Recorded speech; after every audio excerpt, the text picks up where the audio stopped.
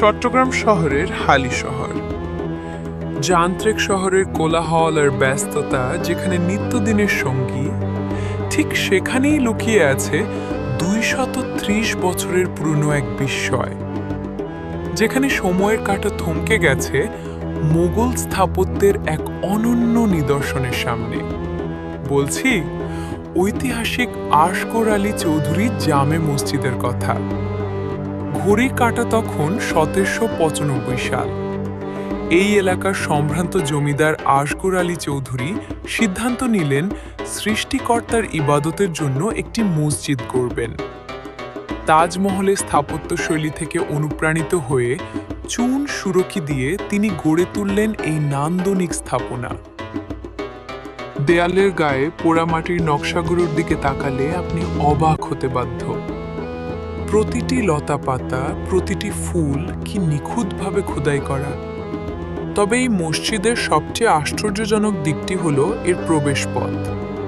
দরজাগুলো সাধারণ উচ্চতার চেয়ে বেশ নিচু। কেন জানেন? এর পেছনে রয়েছে এক গভীর দর্শন।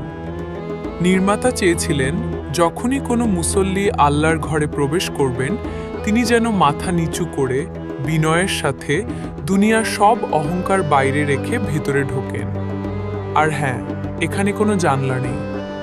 চারপাশের দেয়াল আপনাকে বাইরের জগৎ থেকে বিচ্ছিন্ন করে এক গভীর ধ্যানের জগতে নিয়ে যাবে। দিন গড়িয়ে মাস, মাস গড়িয়ে বছর। 230 বছরে পৃথিবী বদলেছে অনেক। ছোট্ট সেই ঐতিহাসিক মসজিদে এলাকার মুসল্লিদের আর স্থান সংকুলান হচ্ছিল না। তখন চৌধুরী পরিবারের সামনে দুটি পথ খোলা ছিল। এক, পুরনো মসজিদটি ভেঙে বড় দালান করা। দুই, ইতিহাসকে সংরক্ষণ করে নতুন কোনো পথ বের করা। তারা বেছে নিলেন দ্বিতীয়টি। ইতিহাসের গায়ে আঁচড় না দিয়ে 2016 সালে ঠিক পাশেই গড়ে তোলা হলো আধুনিক স্থাপত্যের এই বিশাল মসজিদ। প্রায় 4.5 কোটি টাকা ব্যয়ে ঢাকার বিখ্যাত স্থপতি প্রতিষ্ঠান আরবানার নকশায় তৈরি হলো এই নতুন বিস্ময়।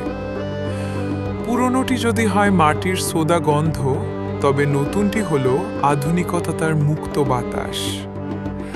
নতুন এই মসজিদটি দেখলে আপনার মনে হবে এটি যেন পানির উপর ভাসছে। কংক্রিটের ধূসর রঙের সাথে যখন বিকেলের সোনালি রোদ এসে পড়ে, তখন এক মায়াবী পরিবেশ তৈরি হয়। এটি প্রমাণ করে যে ধর্মীয় উপাসনালয়ও হতে পারে আধুনিক স্থাপত্যের মাস্টারপিস। মসজিদ প্রাঙ্গণের ঠিক সামনেই রয়েছে প্রায় 1 একর জায়গা জুড়ে এক বিশাল দিঘি।